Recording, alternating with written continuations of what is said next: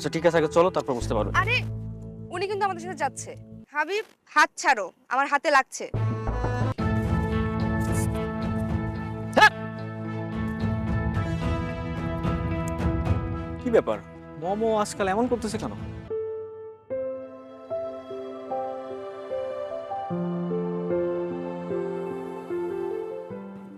আজকাল দেখি বডিগার্ড নিয়ে চলছো।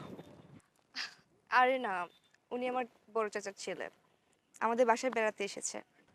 বেচারা সারাদিন বাসায় একা একা থাকে, তাই নিয়ে আসলাম।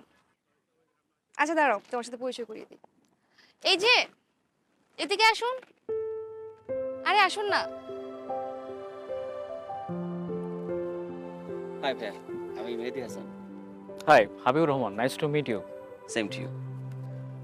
মামা ঠিক আছে, তোমার আড্ডা দাও, আমি আসছি। আরে তুমি কোথায় যাচ্ছ? এভাবে চলে যাচ্ছ কেন? চলে যাবো না, কি করব? আমার বন্ধুরা আমাদের জন্য অপেক্ষা করছে, সেখানে যাব, আড্ডা দিব, কত প্ল্যান। তাহলে চলো। কিন্তু তোমার কাজিন সেখানে এলাও না।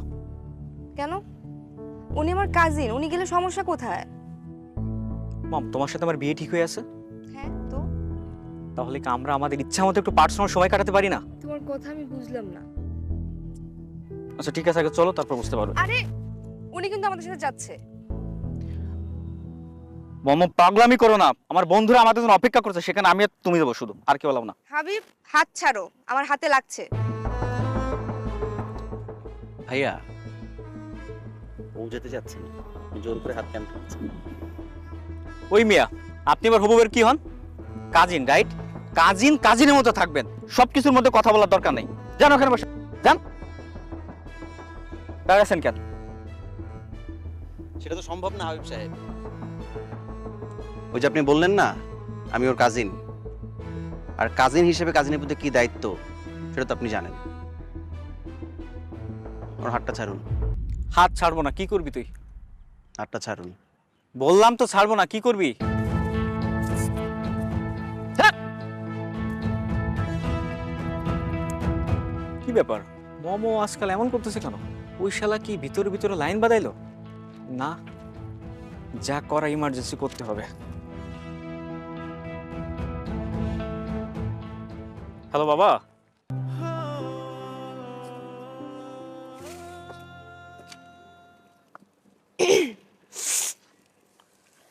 তুমি এখানে?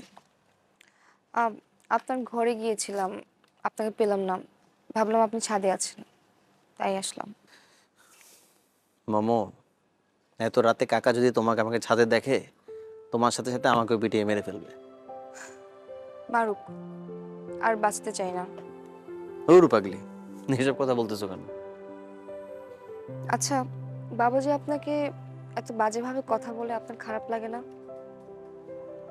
না। খারাপ লাগে না? আপনার জায়গায় আমি থাকলে তো মরেই যেতাম। বাবা যেভাবে বাজেভাবে আপনাকে আক্রমণ করে কথা বলে। কাকা যখন আমাকে কিছু বলে তখন মনে হয় আমার বাবা কথা বলছে।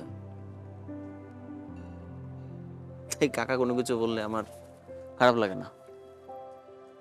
বাপরে, তোমার তো, আপনার তো অনেক ধৈর্য।